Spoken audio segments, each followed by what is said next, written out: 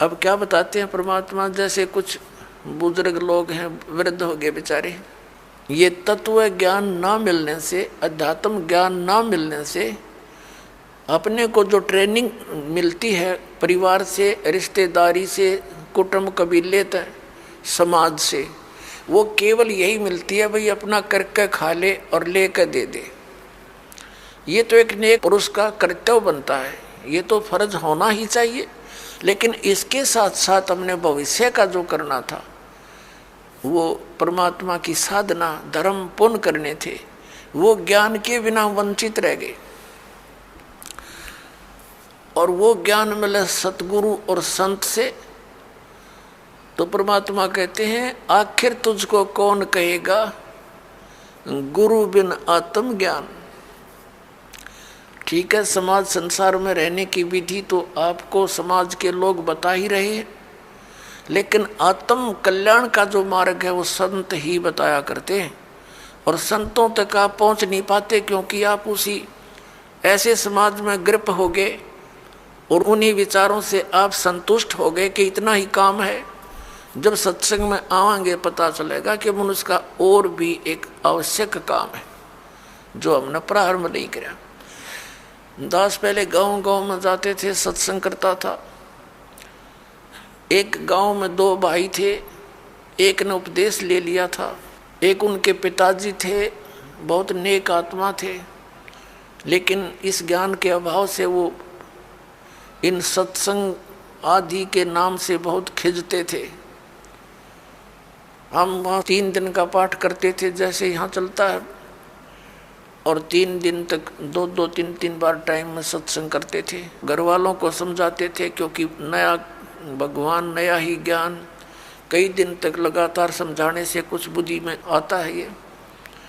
तो हम सत्संग कर रहे थे, उन घर वालों ने अपने सभी भाईचारे को कह दिया था कि हमारे घर में 3 दिन कोई भी हुक्का बीड़ी तम्बाकू का प्रयोग करने नहीं आवे, या घर में बीड़ी तम्बाकू लेकर भी नहीं आवे। तो क्या हुआ कि उनका बूढ़ा ऊपर चौबारे में, आंगन में, गर्मियों के दिन थे, ऊपर हुक्का भर कर बैठ गया दूसरे भाई अपने पुत्र के घर पे। हम सत्संग करते रहे। तो जब सत्संग समाप्त होने को हुआ, रात, पहले दिन सत्संग सुना दिन में, फिर रात ने सुना, तो अगले दिन वो रात्रि के समय सत्संग समापन हुआ, बूढ़ा नीचे आ गया। लगभग 70 वर्ष की आयु थी उसकी।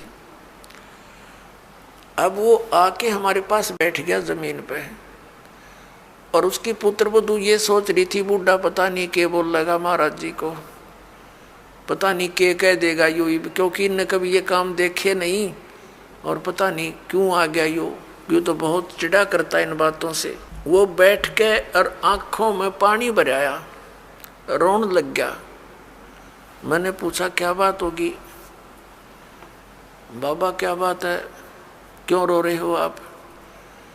ने बोला जी जो ज्ञान आपने सुनाया, ये बात तो आज तक हमने कदे सुनने को ना मिली। हमने तो लक्ष्मी चंद की रागनी सुनी हैं, और कोई सांग सिनेमे देखे, और मैं तो इतना मेहनती आदमी था। इन पुत्रा के 2-4 किले आवे थे, मैंने इनके 12 किले बना दिए। 12 एकड़ जमीन, 8 एकड़ और मोल ली मेहनत कर करके। और ईब मेरा क्या होगा, मैं तो 70 साल की उम्र होगी मेरी। अब मैं क्या करूँगा, क्या बनेगी मेरे साथ में? मैंने तो इस ज्ञान से सारी रात नींद आनी बंद हो गई, और अब मेरा खाना पीना भी छूट गया। अब क्या बनेगा, मेरा क्या होगा? मेरी तो उम्र जाली। और उसकी पुत्र वधू भी वहीं बैठ की। बूढ़ा आज तो बहुत अच्छा बोला, और वह ध्यान से सुना कि जो क्या हो गया बुढ़े के एकदम। नो बोला जी क्या मेरा भी कुछ हो सकता है? मैंने कहा देखो विश्वास करो, विश्वास करो। अब जैसे कुएं होते थे पहले बहुत गहरे, और उनमें 100-100, 150 फुट नीचा जल होता था। उसको निकालने के लिए एक लंबी नेजू हुआ करती रस्सी, बहुत मोटा, इतना मोटा रस्सा, और 150-200 फुट लंबा। और उसके बाल्टी बांध दी जाती थी और वो बाल्टी से पानी निकालते थे तो 100 फुट दूर तो खींच के ले जाते थे 2-3 जने और फिर बाल्टी से जल निकल आता था। तो मैंने कहा कि जैसे कुएं में बाल्टी जा रही हो और निज्जू हाथ से छूट गई रस्सी और वो तो जा रही है और भाग दौड़ के और उसको पकड़ने की चेष्टा कर ली यार, वो हाथ में आ जा लास्ट की 6 इंच भी ठहगी, लास्ट की गिरते गिरते अगर 6 इंच भी बची हो और हाथ में पकड़ी जावे तो क्या हो, वह बाल्टी भी बाहर आ जा और पानी भी साथ आवे, जल भी भरा होगा और बाल्टी भी मिल गई, कुछ भी ना गया। अरनू का जान देव तो जाए ली तो वो तो जा ही रही है, फिर तो पड़ गए कुएं में, हाथ से छूट गया मनुष्य जीवन। मनुष्य जीवन के अंतिम सांस में भी ये सत भक्ति आपको मिलेगी, आपको मनुष्य जीवन मिलेगा, ये गारंटीड बात है।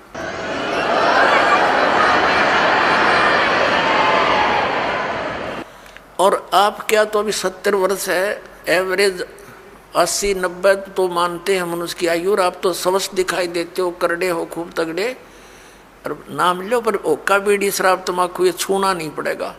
और आन उपासना कुछ नहीं करोगे, ये बाबे गांव गुम में जितने डेरे डारे बन रहे हैं या अन्य जो समाध पूजा तीर्थ व्रत ये नहीं करने होंगे। ने बोला जी मैं तो कुछ नहीं करूं, मेरा पीछा छूटे क्यों करे, और कर करा लिया हमने, सारी उम्र डले डोलिए, मुझे दीक्षा दे दो। उसकी पुत्र वधू कहने लगी दादा ओके बहुत पीवा है तू, नाम लेकर हुक्का नहीं पीना। न बोला तो देखिए तो एक बार, मन तो पता ही ना था इस बात का, आग लग गई सोके गए, फूकना मैंने मेरा गधा बनूंगा, कुत्ता बनूँ, ब्रांड मैटी होगी।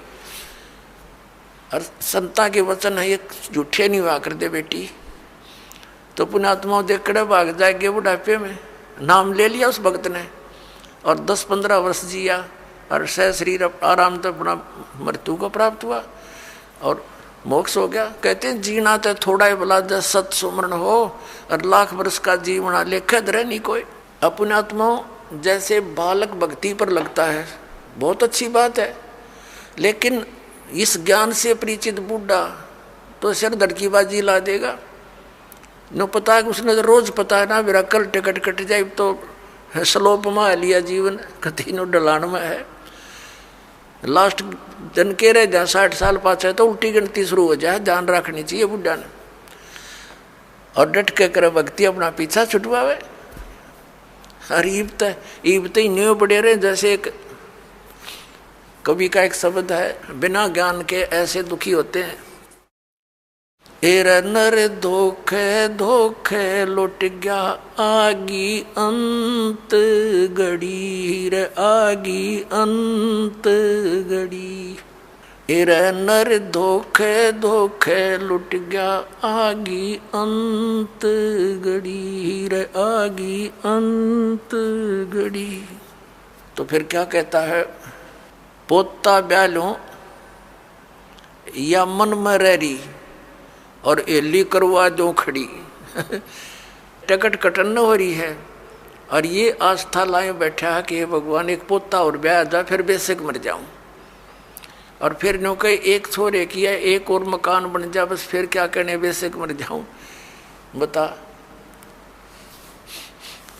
इस प्रकार की आस्थाएं अज्ञानता से वृद्ध अवस्था में ये ज्यादा बढ़ जाती हैं, और जब ज्ञान हो जाएगा तब अपना माला लेके और बैठ जा कुण में, ना ताश खेले, ना होके पाड़े, ना गप्पे मारे, दिन रात एक करके अपना भक्ति करा के पीछा छुड़वावे। तो इस प्रकार पुण्यात्माओं परमात्मा कहते हैं पाछे गई सो जान दे और ले रहे तीन राख, उल्टी ला चढ़ाइयो करो अपुटी चाक। अगम निगम को खोज ले बुद्धि विवेक विचार, उदय अस्त का राज मिले तो बिन नाम बेगार। क्या कहते हैं परमात्मा के याद दिलाना चाहते हैं कि जरा सा कुछ विवेक से काम ले ए प्राणी, अगम निगम को खोज ले और बुद्धि विवेक विचार, उदय अस्त का राज मिले तो बिन नाम बेगारे। परमात्मा याद दिलाते हैं कि जो परमात्मा की भक्ति नहीं करते वो चाहे पूरी पृथ्वी का राजा है।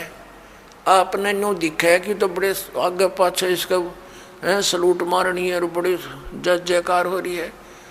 परमात्मा कहते हैं ये तो 3 व्हीलर वाला है, अपने पल्ले तो पैसे खर्च कर रहा है और खूब चहल पहल दिखाई देती है, अंत में इसकी वाह बिरन माटी होगी, याद रखेगा। अगम निगम को खोज ले बुद्धि विवेक विचार, उदय अस्त का राज मिले तो बिन नाम बेगारे। या भक्ति नहीं है तो यो राजा पूर्व जन्म की कमाई को बर्बाद कर रहा है और आगे की दाढ़ी बनती नहीं, क्योंकि यो नाम जाप ठीक नहीं कर रहा है। तो इसलिए परमात्मा कहते हैं बिन उपदेश अचंभ है, ये क्यों जीवत है प्राण, भक्ति बिना का ठोर है, ये नर नाही पाषाण। परमात्मा कबीर परमेश्वर जी कहते हैं कि बिना उपदेश लिए बगैर गुरु धारण किए ये मनुष्य ये जीव किसको आधार मान के जी रहा है। मुझे इस चीज का आश्चर्य हो रहा है। और भक्ति बिना का ठोड़ है, ये नर नाही पाषाण। ये तो पत्थर हैं जब इस मनुष्य जीवन को बर्बाद कर रहे हैं, ना कोई आधार। यदि हम बच्चों को आधार मानते हैं तो हमारी ये मृत्यु हो जाती है, तो बच्चे हमारे कहाँ से हुए। हमारे सामने बच्चों की मृत्यु हो जाती है तो ये आधार निराधार था, हमारा भूल थी हमारी कि हम इसीलिए जी रहे थे। हमारा आधार होना चाहिए मोक्ष, और मोक्ष के लिए पूर्ण संत की आवश्यकता होती है, सतभक्ति की आवश्यकता होती है।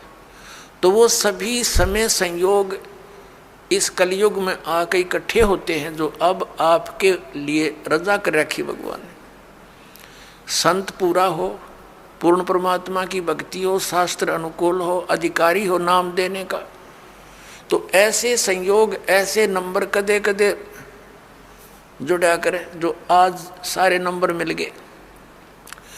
और अब केवल नाम लेना है, बुराइयों से बचना है, मोक्ष हो जाएगा। परमात्मा क्या कहा करते, यो सौदा फिर नाही संतो, यो सौदा फिर नाही, यो सौदा फिर नाही रे संतो, ये सौदा फिर नाही। लोहे जैसा ताव जात है, लोहे जैसा ताव जात है, ये काया दे सराही रे संतो, यो सौदा फिर नाही। ये सौदा फिर नाही संतो, यो सौदा फिर नाही। ये मनुष्य जीवन का मिलना बार बार नहीं होता। किसी सदग्रंथ को उठाकर देख लो, किसी महापुरुष के विचार देख लो कि मानुष जीवन दुर्लभ है, ये मिले न बारंबार, और जैसे तरवर से पत्ता टूट जाए वो फिर नहीं लगता डार। परमात्मा कहते हैं कबीर साहब जी के इड़की दे दे रोएगी सुरता जो तू चलेगी अकेली। जिस परिवार के लिए तू सारा दिन केवल इस पशु जैसे कर्म में ही लीन रहता है, और जब तेरी मृत्यु होने का समय आ जाएगा, अचानक बीमारी भयंकर हो जाती है लाइलाज, फिर वो सोचता है कि अब मेरा क्या हो बनेगा भगवान, मेरे बच्चे रह गए, इनका क्या होगा। परमात्मा कहते हैं तू भक्ति कर, मेरी शरण में आ, तेरी आयु भी बढ़ाऊंगा, तेरे बच्चों की भी रक्षा करूंगा। इसलिए भगवान की खोज हम कर रहे थे, भक्ति कर रहे थे कि हमारा ऐसा बुरे टाइम में भगवान मदद किया करता है। तो परमात्मा कहते हैं तू मेरी शरण में आ, फिर लग ढंग से। कहते हिड़की दे दे रोएगी सुरता, आत्मा को कह रहे हैं जब तू चल लेगी अकेली। जिस परिवार को अपना मान रहा था वो तो यहीं रह गया, तेरी बाँह पकड़ के ले जाएंगे यम के दूत। फिर ने कहा पछाड़ खा खा रोएगी तू आत्मा, क्योंकि तेरा कोई संभालने वाला होगा नहीं, तेरा भगवान परमात्मा साथ दे नहीं, क्योंकि आपने उसकी साधना की नहीं विधिवत। और यदि आपने सतभक्ति कर रखी है और आपका यहाँ से जाना भी तो है ही सभी ने, लेकिन मालिक आपके साथ खड़ा पाओगा जब कहेगा बेटा मेरे साथ, और यम के दूत दूर हो जाएंगे, न एक दूर कति 100 कोस दूर खड़े पाओगे। तो हमने उस दिन की भी अब थोड़ी सी चिंता करनी चाहिए जब संसार छोड़ कर चलेंगे।